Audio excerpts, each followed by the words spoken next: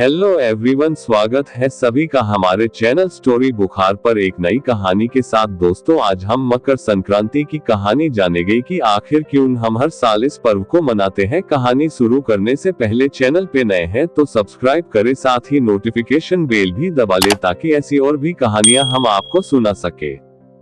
भारत देश में हर साल 2000 से अधिक त्योहार मनाए जाते हैं। इन सभी त्योहारों के पीछे महज सिर्फ परंपरा या रूढ़ी बातें नहीं होती है। हर एक त्योहार के पीछे छुपी होती है ज्ञान, विज्ञान, कुदरत, स्वास्थ्य और आयुर्वेद से जुड़ी तमाम बातें। हर साल 14 या 15 जनवरी को हिंदुओं द्वारा मनाए जाने वाला त्योहार मकर संक्रांति को ही ले तो यह पौष मास में सूर्य से मकर राशि में प्रवेश करने पर मनाया जाता है। वैसे तो संक्रांति साल में 12 बार हर राशि में आती है, लेकिन मकर और कर्क राशि में इसके प्रवेश पर विशेष महत्व है, जिसके साथ बती गति के चलते मकर में सूर्य के प्रवेश से दिन बड़ा तो रात छोटी हो जाती है, जबकि कर्क में सूर्य के प्रवेश से रात बड़ी और दिन छोटा हो जाता है। हिंदू पौराणिक कथाओं के अनुसार इस विशेष दिन पर भगवान सूर्य अपने पुत्र भगवान शनि के पास जाते हैं। उस समय भगवान शनि मकर राशि का प्रतिनिधित्व कर रहे होते हैं। पिता और पुत्र के बीच स्वस्थ संबंधों को मनाने के लिए मतभेदों के बावजूद मकर संक्रांति को महत्व दिया गया। ऐसा माना जाता है कि इस विशेष दिन पर जब कोई पिता अपने पुत्र से मिलने जाते हैं तो उनके संघर्ष हल हो जाते हैं और सकारात्मकता खुशी और समृद्धि के साथ साझा हो जाती है। इसके अलावा इस विशेष दिन की एक कथा और है जो भीष्म पितामह के जीवन से जुड़ी हुई है, जिन्हें यह वरदान मिला था कि उन्हें अपनी इच्छा से मृत्यु प्राप्त होगी। जब वे बाणों की सज्जा पर लेटे हुए थे तब वे उत्तरायण के दिन की प्रतीक्षा कर रहे थे और उन्होंने इस दिन अपनी आंखें बंद की और इस तरह उन्हें इस विशेष दिन पर मोक्ष की प्राप्ति हुई। मकर संक्रांति किसानों के लिए बहुत अधिक महत्वपूर्ण होती है। इसी दिन सभी किसान अपनी फसल काटते हैं। मकर संक्रांति भारत का सिर्फ एक ऐसा त्योहार है जो हर साल 14 या 15 जनवरी को ही मनाया जाता है। यह वह दिन होता है जब सूर्य उत्तर की ओर बढ़ता है। हिंदुओं के लिए सूर्य एक रोशनी, ताकत और ज्ञान का प्रतीक होता है। मकर संक्रांति त्योहार सभी को अंधेरे से रोशनी की तरफ बढ़ने की प्रेरणा देता है, एक नए तरीके से काम शुरू करने का प्रतीक है। मकर संक्रांति के दिन सूर्योदय से सूर्यास्त तक पर्यावरण अधिक चैतन्य रहता है, यानी पर्यावरण में दिव्य जागरूकता होती है। इसलिए जो लोग आध्यात्मिक अभ्यास कर रहे हैं वे इस चैतन्य का लाभ उठा सकते हैं। जो लोग इस विशेष दिन को मानते हैं वे अपने घरों में मकर संक्रांति की पूजा करते हैं। इस साल मकर संक्रांति 15 जनवरी को मनाई जाएगी। पुण्य काल के लिए शुभ मुहूर्त दोपहर 2:43 से 5:45 के बीच है, जो कि कुल 3 घंटे और 2 मिनट है। इसके अलावा महापुण्य काल के शुभ मुहूर्त दोपहर 2:43 से 4:28 के बीच है, जो कि कुल 1 घंटे 45 मिनट के लिए है। यदि हम मकर संक्रांति पूजा से होने वाले लाभ की बात करें तो इससे चेतना और ब्रह्मांडीय बुद्धि कई स्तरों तक बढ़ जाती है। इसलिए यह पूजा करते हुए आप उच्च चेतना के लाभ प्राप्त कर सकते हैं। आध्यात्मिक भावना शरीर को बढ़ाती है और उसे शुद्ध करती है।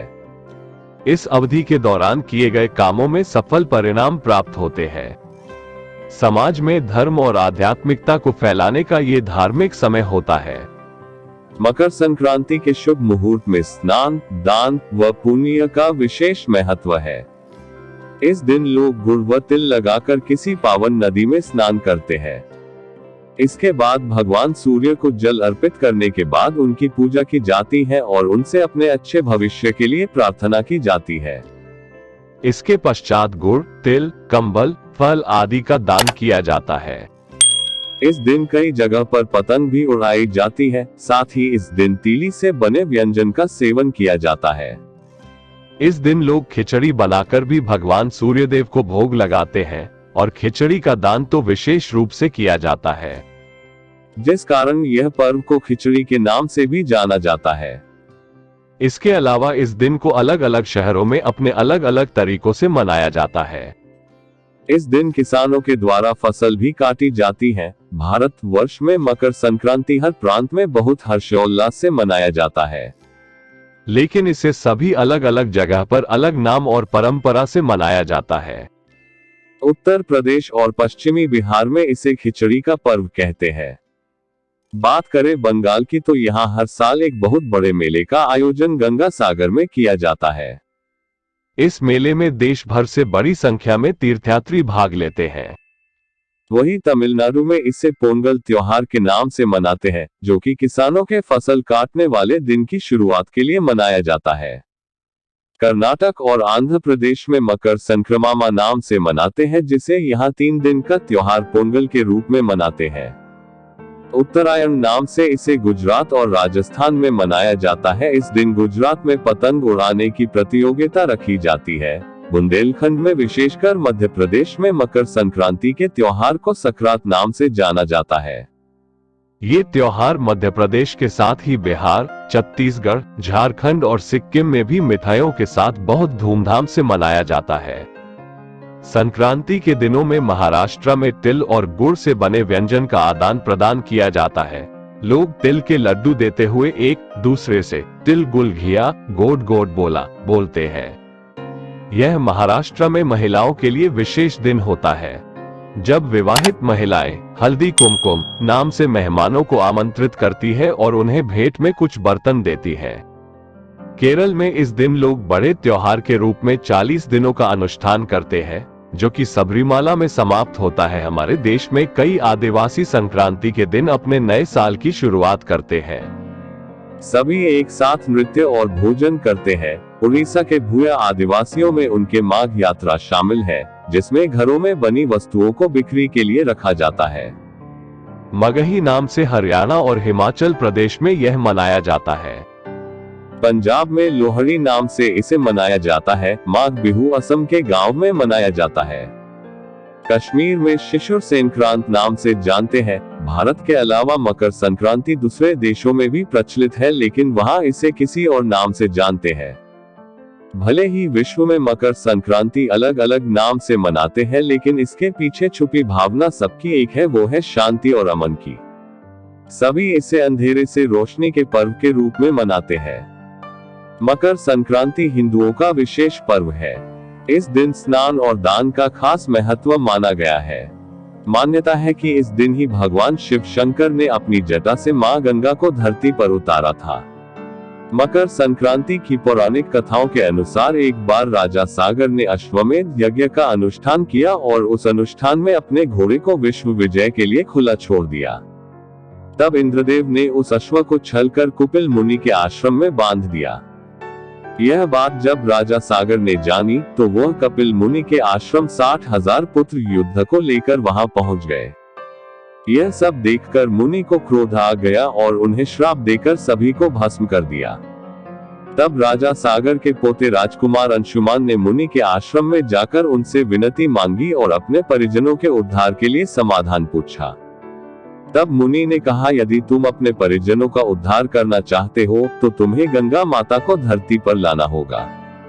यह सुनकर राजकुमार अंशुमान ने मां गंगा को धरती पर लाने की प्रतिज्ञा ली और उन्होंने कठिन तपस्या करनी शुरू कर दी। राजकुमार अंशुमान के कठिन तपस्या के बाद भी मां गंगा धरती पर नहीं आई। कठिन तपस्या की वजह से राजकुमार अंशुमान की जान चली गई। तब राजा दिलीप के पुत्र और अंशुमान के पौत्र भागीरथ ने घोर तपस्या की। उनकी तपस्या को देखकर गंगा माता बेहद प्रसन्न हो गई। यदि गंगा माता स्वर्ग से सीधे धरती पर आती तो धरती पर प्रलय हो जाता। गंगा माता को बांध कर रखने की क्षमता सिर्फ भोलेनाथ में थी। इस वजह से भागीरथ ने भोलेनाथ को प्रसन्न करने के लिए तपस्या करनी शुरू कर दी। भागीरथ की तपस्या को देखकर भगवान शिव प्रसन्न हो गए और भागीरथ को मनवांछित वर मांगने को कहा। तब भागीरथ ने भोलेनाथ से गंगा माता को अपने जटा में बांधकर धरती पर धीरे धीरे प्रवाहित करने की विनती की। तब भोलेनाथ ने भागीरथ की यह इच्छा पूर्ण की। भागीरथ ने मां गंगा को कपिल मुनि के आश्रम आने का अनुरोध किया। मुनि के आश्रम में भागीरथ के पूर्वजों की राख रखी थी।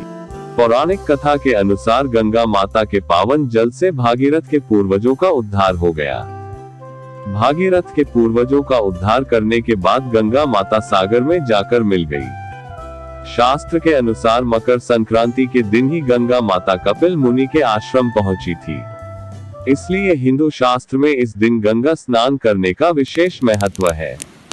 दोस्तों, वैसे तो मकर संक्रांति से जुड़ी बहुत सी पौराणिक कथाएं हैं, उनमें से कुछ मैंने इस कहानी के माध्यम से आपको सुनाए हैं।